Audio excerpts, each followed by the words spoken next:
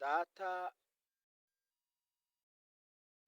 wa twese uri mu ijuru, izina ryawe ryubahwe. Izina ryawe Data ryubahwe, kuko ari wowe uturinda, ukatumenyera kure, ukamenya uko tugomba kubaho. Wowe ufasha imfubyi n'abapfakazi, wowe uzi ubuzima bw'umuntu, wowe ugira icyo urema ukagikomeza, wowe Adonayi, wowe Shama, Imana itibeshya ku gihe, Imana iseruka kurwana urugamba aho bikomereye abana b'abantu. Wowe ni wowe Mana, wowe ni wowe Mana, wowe ni wowe Mana wubahwe hirya no hino mu bakora ibyo ushaka. Wubahwe, tukuzamura icyubahiro kuko uri Imana y'amasezerano itajya ibeshya. Uri Imana yacu yatuvuzeho byinshi, nubwo mu gihe turimo bigaragara ko nta muntu turi kumwe, ariko wowe watubereye Imana aho byari bigoye. Watubereye umutabazi aho twari twabuze umutabazi, watubereye umuterankunga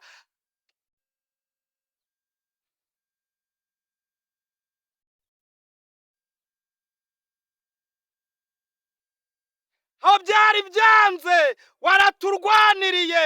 Aho abantu babonaga ko twapfuye, aho babonaga ko bitazakunda, watubereye Imana, uraturengera. Turagenda, turakora, turavuga, nubwo igihe kitabyemeraga ariko wowe warabyemeye. Nuhabwe icyubahiro Data wera, mu isi no mu ijuru.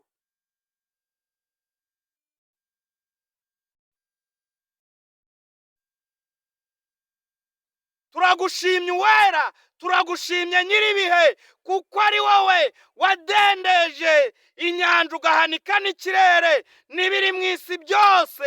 Uri Imana y'amahoro, uri Imana igira neza, uri Imana itabara.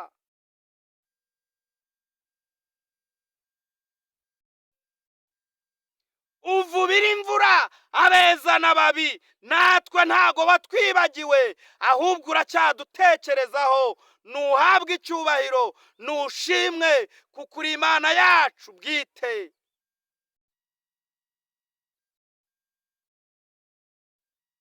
Twongeye kugushima kuko ibyo wakoze ari byiza, twongeye kuguhimbaza kuko waduhaye kwambara twarabuze ibyo kwambara.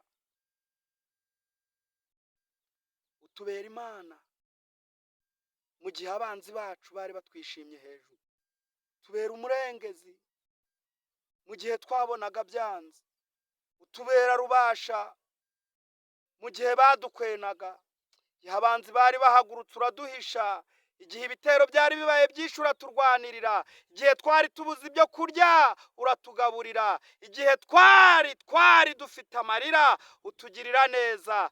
Twambutse inyanja y'ibibazo, twambutse amarira, twambutse agahinda, uraturengera, uradutabara. Turimo turagushima nyakubahwa Imana, kuko hari abo warengeye. Mana, turagushimye kubw'abantu benshi wagiye urengera. Nuhabwe icyubahiro kuko uragikwiriye. Waraturinze Mana,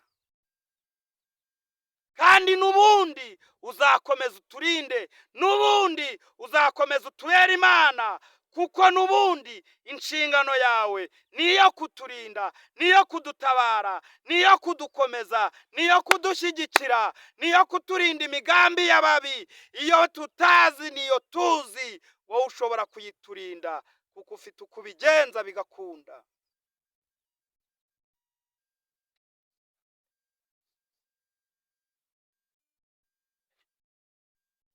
uri Imana y'amahoro, uri rubasha, uri nyakubahwa, uri kibamba wacu. Iyo uvuze urasohoza, ibintu byose ubikorera mu ibanga, ukabisohoza abaturwanya batabizi, ukabikora muri bucece bagira ngo waradutaye, warangiza ugakora ikibemeza nabo barangiza bakemera. Uri Imana y'amahoro, uri Imana turagukunda, uri Imana turakwemera, uri umwami wacu. Yo, twarakubonye data, twarakubonye mwami w'abami, twarakubonye uturengera, twarakubonye uturwanirira intambara, twarakubonye udukura mu ishyamba aho twari tugiye gupfira, udukura mu manyanja atandukanye. Njyewe nshingiye ku byo wakoze, warandengeye urakabyara, warandengeye ungirira neza, warandengeye umpa agasura keza warandengeye umpa ijambo ntararigiraga, warandengeye abo warengeye twese, dore tugukomeye mu mashyi turaguhimbaje. Abo warengeye bose barimo baravuga ineza yawe hirya no hino mu bihugu bitandukanye, muri Afurika, mu migabane itandukanye, barimo baragushima, bavuga ko wera, bavuga ko wabagiriye neza. Ndabyibutse Yesu,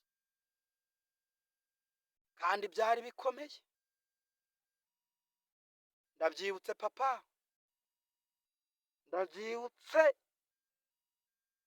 Hari aho twari tugeze, abantu bihebye, abantu babuze icyo bakora, ari kuvugana natwe. Vuga ijambo ry'ubutwari, uravuga ngo uzatugirira neza, uravuga ngo uzatubera Imana, naho abantu bazaba badutaye, naho imiryango izaba yadutaye, haleluya, nubwo inshuti zatureka, wavuze ijambo, uravuga ngo uzaturengera. Niyo mpamvu twumva tubyibushye. Mana ishimwe, niyo mpamvu twumva dukomeye. Cyo watuvuzeho kiruta icyo abantu bavuga. Ni wowe Mana, ni wowe Mana, ni wowe ugira neza, ni wowe ufite ubudahangarwa, ni wowe uvuga ijambo ukarikomeza, ni wowe uvuga ijambo ukarishyigikira, ni wowe uvuga utabeshya.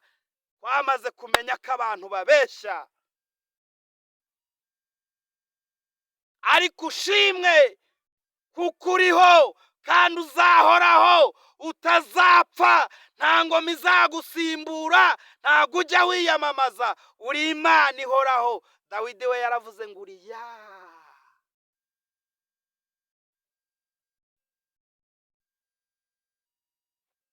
Niyo mpamvu saa iyo ari yo yose duhora tuvuga izina ryawe, nubwo bikomeye, nubwo igihe cy'abakozi kirangiye, igihe cy'isarura gishize, abakozi bose bazataha.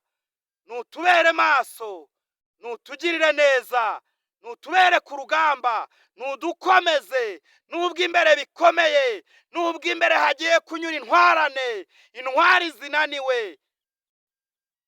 Haleluya.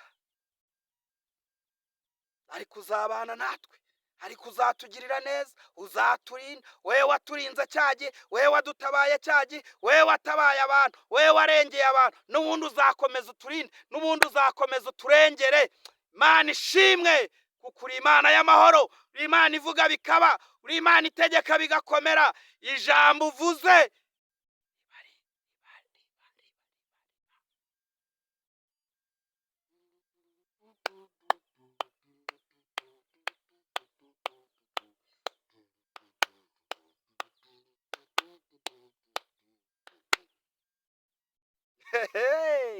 Imana ishimwe kuko igitanga ubwenge, ubwo bwenge abantu bakabugendana ariko abandi ntibabibone. Data wa twese, we waduhaye kuba turiho tukavuga ijambo rye, ahabwa icyubahiro mu isi no mu ijuru. abantu bamfasha kunyumva mureke tuyihereze icyubahiro kuko irabikwiriye.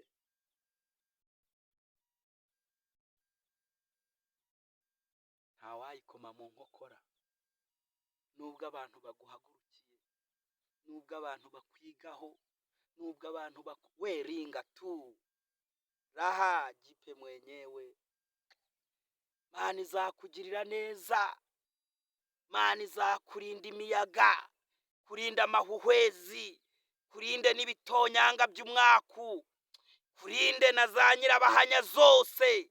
Uwiteka azakubera Imana, we wabereye Isirayeli amagare n'amafarashi, akabambutsa bivoneta sokine mandoa detrayisopea, inyanja itukura, akabakomeza, akababera amaso, kabarinda inzara yo mu butayu, kabarinda izuba ryo mu butayu.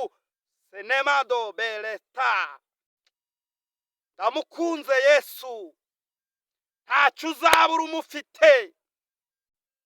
Nubwo urwaye, nubwo abakugenza bahagurutse, ariko Uwiteka aje gukora ikintu ku buzima bwawe, aje gukora ikintu gishyashya ku buzima bwawe. Aho yagiye n'ubundi iracahari, izongera itugirire neza, izongera itugirire neza we, izongera itugirire neza we. Haleluya. Imana izongera itugirire neza, izongera itwubake. Nubwo ubona wasenyutse, izongera ikubake. Nubwo ubona bitagenda, izongera bigende, izongera ibintu bikomeze. Yo izi ko ibyubaka, izi uko ibikora bigakunda. Imana ihabwe icyubahiro. Shalom shalom, shalom shalom, shalom shalom. Uwiteka akugirire neza kandi akubere maso mu izina rya Yesu Kristo. Amen.